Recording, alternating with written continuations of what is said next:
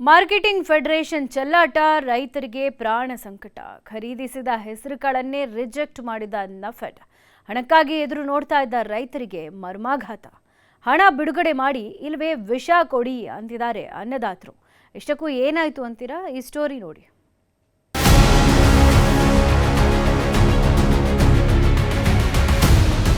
ಕೃಷಿಯನ್ನೇ ಅವಲಂಬಿಸಿರೋ ಅನ್ನದಾತನಿಗೆ ಕೆಲವೊಮ್ಮೆ ಒಳ್ಳೆ ಬೆಲೆ ಸಿಕ್ಕರೆ ಮತ್ತೆ ಕೆಲವೊಮ್ಮೆ ಬೇಕಾಬಿಟ್ಟಿ ದರಕ್ಕೆ ಮಾರಾಟವಾಗುತ್ತೆ. ಈ ಕಾರಣಕ್ಕಾಗಿಯೇ ದರ ಕುಸಿತ ಕಂಡಾಗ ಸರ್ಕಾರ ಮಧ್ಯಪ್ರವೇಶ ಮಾಡಬೇಕು ಅನ್ನೋ ನಿಯಮ ಇದೆ. ಆದರೆ ಅದೇ ಸರ್ಕಾರಿ ಸಂಸ್ಥೆಯಿಂದ ರೈತರು ಸಂಕಷ್ಟಕ್ಕೆ ಸಿಲುಕಿದ್ದಾರೆ. ರೈತರಿಂದ ಖರೀದಿಸಿದ್ದ ಹೆಸರುಕಾಳು ವಾಪಸ್.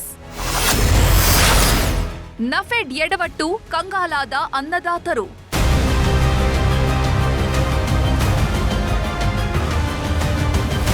ಧಾರವಾಡ ಜಿಲ್ಲೆಯಲ್ಲಿ ಮಾರ್ಕೆಟಿಂಗ್ ಫೆಡರೇಷನ್ ಧೋರಣೆಯಿಂದಾಗಿ ರೈತರು ಬೀದಿಗೆ ಬೀಳುವಂತಾಗಿದೆ.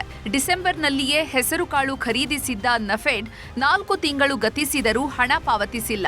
ಹಣಕ್ಕಾಗಿ ಎದುರು ನೋಡ್ತಿದ್ದ ರೈತರಿಗೆ ನಫೆಡ್ ಶಾಕ್ ಕೊಟ್ಟಿದೆ.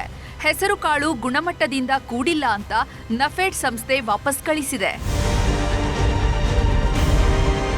ಇದರಿಂದಾಗಿ ಹುಬ್ಬಳ್ಳಿ ತಾಲೂಕಿನ ಬ್ಯಾಹಟ್ಟಿ, ಕಿರೇಸೂರು, ಸುಳ್ಳ, ಕುಸುಗಲ್, ಕಿರೇಸೂರಿನ 95 ರೈತರು 1000 ಕ್ವಿಂಟಾಲ್ ಹೆಸರುಕಾಳು ನೀಡಿದ್ರು.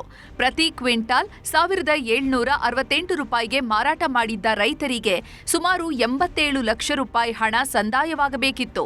ಆದರೆ ನರಗುಂದ ಉಗ್ರಾಣದ ಸಿಬ್ಬಂದಿ 1 ತಿಂಗಳ ನಂತರ ಕಾಳು ಸರಿಯಿಲ್ಲ ಅಂತ ಮರಳಿ ಕಳಿಸಿದ್ದಾರೆ.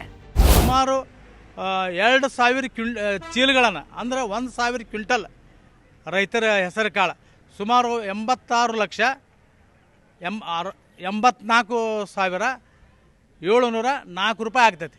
ಆದ್ದರಿಂದ ಆದಷ್ಟು ಬೇಗನೆ ಏನು 95 ಮಂದಿ ರೈತರದಾರ, ಆ ರೈತರ ಅಕೌಂಟಿಗೆ ಏನು 86 ಲಕ್ಷ ರೂಪಾಯಿ ಐತಿ ಅದನ್ನು ಹಾಕಿ ರೈತರ ಕಷ್ಟದಲ್ಲಿದ್ದಾರೆ, ಅವ್ರ ಕಷ್ಟದನ್ನು ದೂರ ಮಾಡಬೇಕು.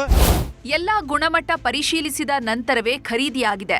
ಆದರೆ ಖರೀದಿ ಪ್ರಕ್ರಿಯೆ ಪೂರ್ಣಗೊಂಡ ಕೆಲ ತಿಂಗಳ ನಂತರ ವಾಪಸ್ ಮಾಡಿರೋದು ಸರಿಯಲ್ಲ. ಕೂಡಲೇ ತಮ್ಮ ಖಾತೆಗಳಿಗೆ ಹಣ ಹಾಕುವಂತೆ ರೈತರು ಆಗ್ರಹಿಸಿದ್ದಾರೆ.